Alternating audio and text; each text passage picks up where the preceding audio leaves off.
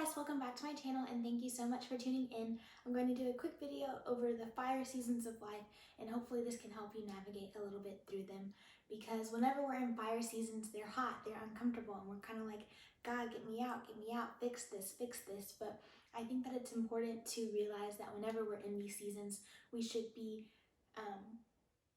kind of getting a perspective change. So whenever we're like, God, can you fix this? Can you fix this? Instead of saying like, can you fix this?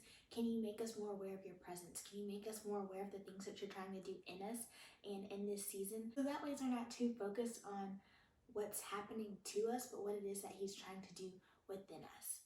When you're in the fire seasons of life, God is ridding you of people. He's getting rid of things and habits and stuff that doesn't serve a purpose in your life anymore, and making you more like him. And so he's purifying us, he's refining us. It's kind of like a pruning process. Like he's maturing us and making us more aware of ourselves, because he's revealing us to us, and he's healing us of all the things that we need to let go of and how we can become more like him. This season of life rid you of your pride, it rids you of self-reliance, because whenever we're prideful, we become more dependent on ourselves, and we're supposed to be dependent on him, because we can't do this thing called life without him.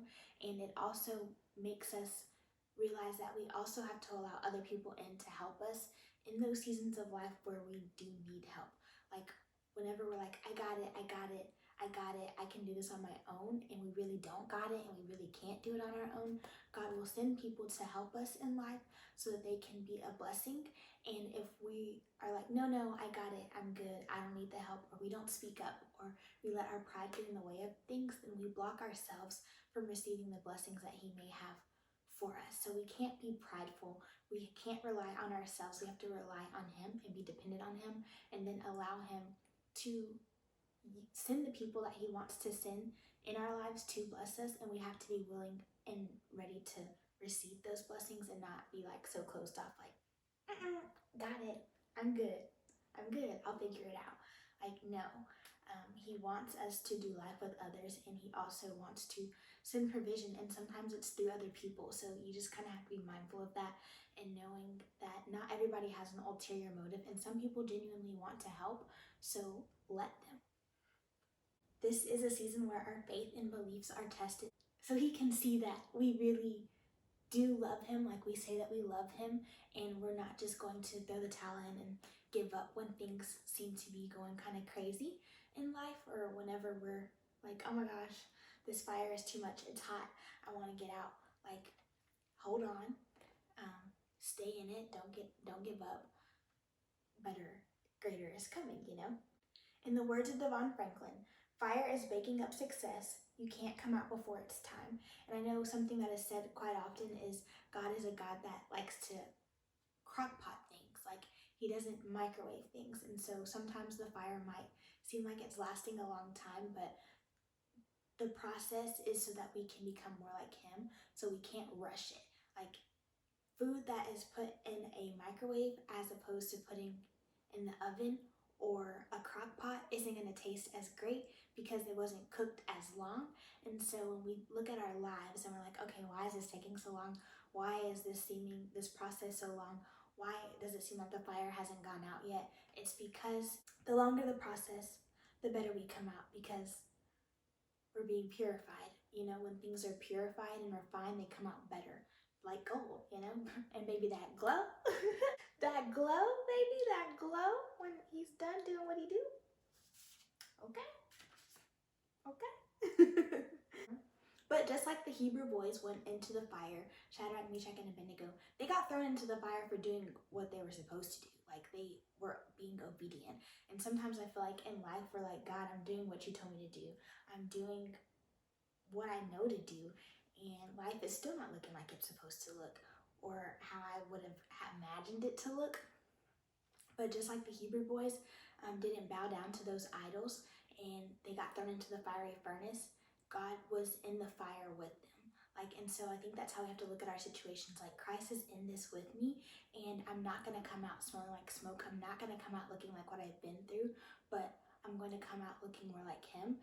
And people are going to know who my God is because of what I've gone through. So, like, you'll have a testimony when you come out of whatever it is that you're going through right now, if that makes sense. You feel me? The fire purifies you, it grows you, it matures you, it teaches you. So instead of like being dreadful or hating where you are in life, just really embracing the season that you're in and just asking God to make us more aware of His presence. Make me more aware of the things that you're doing in me, and what it is that you're trying to show me, you know? Show me that you're in this with me. Show me how you're fighting for me and alongside me in all of the circumstances that we face in life, and the situations that seem unbearable, and the things that we feel like we can't overcome. We can rest in the fact that He has gone before us, He is beside us, and He is behind us, and He's got us covered. Like, we're not in this walk alone, and He's not going to let us do life alone. Like, He's right there with us, and that's comforting to know that He's holding your hand through each and every situation that life throws your way, and knowing that He's with you makes it that much easier to get through it. Okay, so also while you're in the fire, you might think, this ain't it. I'm tired of this. Like, God, no. But I just want to encourage you to not throw the towel in. You know, don't bow to those temptations. Don't bow to the old ways of living or your old habits that He's trying to purify you from. Even though that might seem easier than going through whatever you're going through, don't revert back to those old lifestyles, and don't revert back to what it is that He is trying to take you from. Don't go back to what's familiar, you know? Allow the change to happen, and to just keep pressing and to keep going. In the words of Stephen Furtick, the fire sets you free from bad priorities and distractions. So this is a time for you to really get aligned with what it is that He wants for you, and to get your focus in order to do all the things that He's called you to, and all the things that He is trying to get you to do, and get through to you. I hope that this video has been of some encouragement and kind of helps you navigate through those fire seasons a little bit better. I'm going to leave a couple of resources in the description box, a couple of sermons you can watch, a song that you can listen to.